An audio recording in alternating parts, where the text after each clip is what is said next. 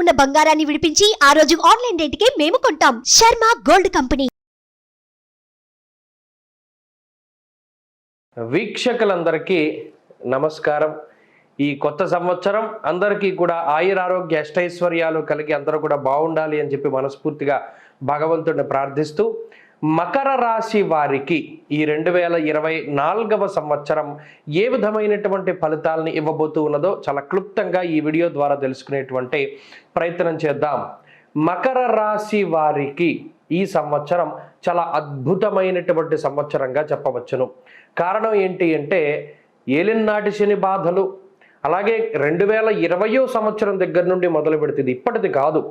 గత 3 సంవత్సరాలుగా మకర రాశి వారు చూడనటువంటి కష్టాలు, బాధలు, ఇబ్బందులు ఏమీ లేవు, అన్నీ అనుభవించారు. ఎందుకంటే 2020, 2021 ఆ ప్రాంతంలో ఏర్పడ్డటువంటి షష్టగ్రహ కూటమి, సప్తగ్రహ మాలికా యోగము, షష్టగ్రహ మాలికా యోగము, గ్రహణాలు, ఏలినాటి శని, గురుని యొక్క వక్రస్థితి, గురు శనుల యొక్క కలయిక, ఇలా మాట్లాడుకుంటే రవి యొక్క పరిశేషణము కూడా ఏర్పడింది. మీరు గమనిస్తే కరోనా టైంలోనే సూర్యుడి చుట్టూ వృత్తాకారంలో ఒక వలయం లాంటిది కూడా ఏర్పడింది. అది కూడా ఈ రాశి వాళ్ళకి. ఇలా చెప్పుకుంటూ పోతే ఈ రాశికి పట్టనటువంటి దోషం ఏం లేదు. కనిపించిన గ్రహం వల్ల ఏడిపించి పడేసిందే.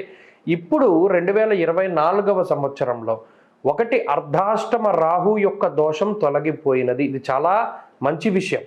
ఇక రెండో విషయం ఏంటి అంటే, చాలా కాలం తర్వాత, దాదాపుగా ఒక 3-4 సంవత్సరాల తర్వాత అనుకోండి, ఎందుకంటే గతంలో గురుబలం వచ్చిన అనుభవించేటువంటి స్థితి లేదు. దాదాపుగా 4 సంవత్సరాల తర్వాత పూర్తి స్థాయిలో గురుబలం రాబోతూ ఉన్నటువంటి రాశి మకర రాశి. మరి ఈ పంచమంలోకి గురుడు వెళ్ళడం, పంచమం పుత్రాన్ బుద్ధిం పూర్వపుణ్యం చ పుంసాం మంత్రాం నీతిం మానసం మంత్ర విద్యాం దైవే భక్తిం దైవమిత్సర్వమేత భావాదస్మాత్ పంచమాత్ సంవదేచ్ఛ. పంచమ భావం అనేటువంటిది చాలా ముఖ్యమైనటువంటి భావం జ్యోతిష్ శాస్త్రంలో. విష్ణు స్థానంచ కేంద్రకం లక్ష్మీ స్థానం త్రికోణంచ అన్నారు. 1, 5, 9 కోణాల్లో పంచమ కోణం అనేటువంటిది పుత్రస్థానము, బుద్ధి స్థానము, పూర్వపుణ్య స్థానము, ఇలా చెప్పుకుంటూ పోతే చాలా కీలకమైనటువంటి స్థానాల్లో ఈ స్థానం ఒకటి. మరి అటువంటి స్థానంలో గురుని యొక్క సంచారం, అర్ధలాభం తదైశ్వర్యం స్వకర్మరతి హర్షితం. అసలు చూడండి ఎంత అద్భుతమైనటువంటి శ్లోకం చెప్పారంటే, అర్ధలాభము, అర్ధము అంటే ఇక్కడ 2 రకాలు. ఒకటి సౌభాగ్యలక్ష్మి, ధనలక్ష్మి. అంటే వివాహాది శుభకార్యక్రమాలు ఎవరికైతే వాయిదా పడుతూ ఉన్నాయో ఆ వివాహాది శుభకార్యక్రమాలు జరగడం, సంతాన పురోగతి కలగడం, సంతానం కలిగినా కూడా వాళ్ళు రకరకాల ప్రాబ్లమ్స్, ఆటిజంతోనో లేకపోతే ఎదగకపోవడమో, సరిగ్గా ప్రతిస్పందించకపోవడమో, దెబ్బలు తగులుతూ ఉండడం, ఇలా రకరకాలైనటువంటి సమస్యలు ఉన్నా కూడా, లేదా అసలు సంతానమే కలగకపోతున్నా కూడా వారందరికీ కూడా సంతాన సమస్యలు తగ్గడం. అలాగే తదైశ్వర్యం, సంపాదించినటువంటి సంపాదన అంతా కూడా వ్యర్థం అంటే రకరకాలైనటువంటి అప్పులకి వెళ్ళిపోయినటువంటి విధానం వేరు. సంపాదించినటువంటి సంపాదన అంతా ఐశ్వర్యపూర్వకంగా ప్రతిబింబించడం వేరు. 1,00,000 రూపాయల సంపాదన వచ్చింది, 90,000 ఈఎంఐలకి పోయాయి, లేకపోతే అప్పులకు పోయాయి, గతంలో చేసినటువంటి రుణాలకు పోయాయి, లేకపోతే పోగొట్టుకున్నారనుకోండి, అది వ్యర్థమే కదా. 1,00,000 రూపాయల సంపాదన వచ్చినప్పుడు దాంతో ఒక ఇల్లు, బంగారము, కారు, ఇది ఐశ్వర్య సంకేతమైనటువంటి విషయం. మరి ఈ ఐశ్వర్యం కలగడానికి కారణం ఎవరయ్యా అంటే గురుడు.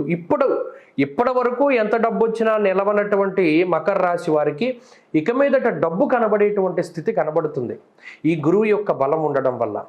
అలాగే స్వకర్మరతి హర్షితం, ఎప్పుడైతే మీకు నచ్చినటువంటి పనిని మీరు చేద్దాము అని సంకల్పం చేసి ఇంతకాలంగా అవ్వనటువంటి పరిస్థితులు ఉన్నాయో, ఉద్యోగం చేస్తున్నారు కానీ చేసేది నచ్చడంలా, నచ్చిన ఉద్యోగం చేయడానికి అవకాశంలా, ఇటువంటి సందిగ్ధావస్థ నుండి బయటకు వచ్చి మీకు నచ్చినటువంటి పనిని చేయగలిగేటువంటి స్థితి, మీకు నచ్చినటువంటి ఈ సంపాదనని ఉపయోగించుకోగలగడం, అలాగే ఆర్థిక స్వేచ్ఛ ఉండడం, కుటుంబ సౌభాగ్యం ఉండడం, కుటుంబ సభ్యులతోటి సఖ్యత ఉండడం లాంటి అంశాలన్నీ కూడా మకర రాశి వారికి ఉన్నాయి. ఇది ఆనందదాయకమైనటువంటి వాతావరణం. అయితే ఈ స్థితి మే నెల దగ్గర నుండి కలుగుతుంది. మే నెల 1వ తారీఖున గురుని యొక్క మార్పు ద్వారా ఈ స్థితి అటు మకర రాశి వారికి ఏర్పడేటువంటి అవకాశం ఉంటుంది. ఇక రాహు యొక్క అర్ధాష్టమ స్థితితో కూడా తొలగిపోయినది కాబట్టి ఇది ఖచ్చితంగా గత సంవత్సరంతో పోల్చుకుంటే పూర్తి స్థాయిలో మీకు కలిసి వచ్చేటువంటి సంవత్సరం.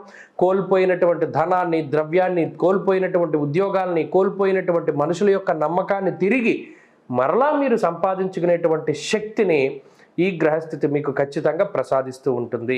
అలాగే ప్రత్యేకించి ఉద్యోగస్తుల పరిస్థితి చూస్తే ఉద్యోగంలో ప్రమోషన్లు కానీ, ఆశించిన చోటుకి ట్రాన్స్ఫర్లు కానీ, పదోన్నతులు కానీ, కాంట్రాక్ట్ ఉద్యోగస్తులు పర్మనెంట్ అవ్వడం కానీ ఇత్యాది విషయాలన్నీ కూడా ఈ రాశుల వారికి చక్కగా అనుకూలంగా కనబడుతూ ఉన్నాయి. అంతేకాకుండా వ్యాపారస్తుల విషయానికి వస్తే వ్యాపారాన్ని విస్తరిస్తూ ఉండడము, కొత్త వ్యాపారాలు ప్రారంభించడం, భాగస్వామ్య వ్యాపారాలు అనుకూలించడం, అలాగే వంశపారంపర్యంగా వస్తున్నటువంటి వ్యాపార అనుకూలత ఇటువంటివన్నీ కూడా చక్కగా కనబడుతూ ఉన్నాయి. విద్యార్థులకి ఇది పూర్తి స్థాయిలో ఉపయోగపడేటువంటి గ్రహస్థితి. మరి అన్నీ మీరు పాజిటివ్గా చెప్తున్నారండి, మరి ఏలినాటి శని ఉంది కదా అంటే ఇప్పటి వరకు అసలు ఏ బలం యొక్క అనుకూలత లేదు, ఏ గ్రహం యొక్క బలం అనుకూలత లేదు. మొట్టమొదటిసారి గురుబలం వచ్చింది. దోషభూయిష్టమైనటువంటి స్థానం నుండి రాహువు తప్పుకున్నారు కదా, ఏలినాటి శని కూడా చివరి స్టేజ్లో ఉన్నారు. ఇది కొంత అవకాశాన్ని ఇస్తాడు. కాబట్టి ఈ సంవత్సరం మంచి సంవత్సరం. స్త్రీలకు ప్రత్యేకించి ఉద్యోగ వ్యాపారాదులు అనుకూలించడానికి, వ్యవసాయదారులకి చక్కగా వారు వ్యవసాయంలో అభివృద్ధి పొందడానికి ఇవన్నిటికీ కూడా ఈ సంవత్సరం చక్కగా కలిసి వస్తుంది. ఈ సంవత్సరంలో మరింత అనుకూలమైనటువంటి ఫలితాలను సాధించడానికే ఖచ్చితంగా అనఘాష్టమి వ్రతాలను కానీ, సంకష్టహర చతుర్థి వ్రతాలను కానీ ఆచరించాలి. కుదరని పక్షంలో శని త్రయోదశులు వచ్చినప్పుడు వదిలిపెట్టకుండా ఈశ్వరారాధన చెయ్యాలి. మాస శివరాత్రులకు ప్రత్యేకించి పరమేశ్వర అభిషేకం గనక జరిపించుకుంటే ఇంకా మంచి ఫలితాన్ని మకర రాశి వారు పొందగలుగుతారు. స్వస్తి.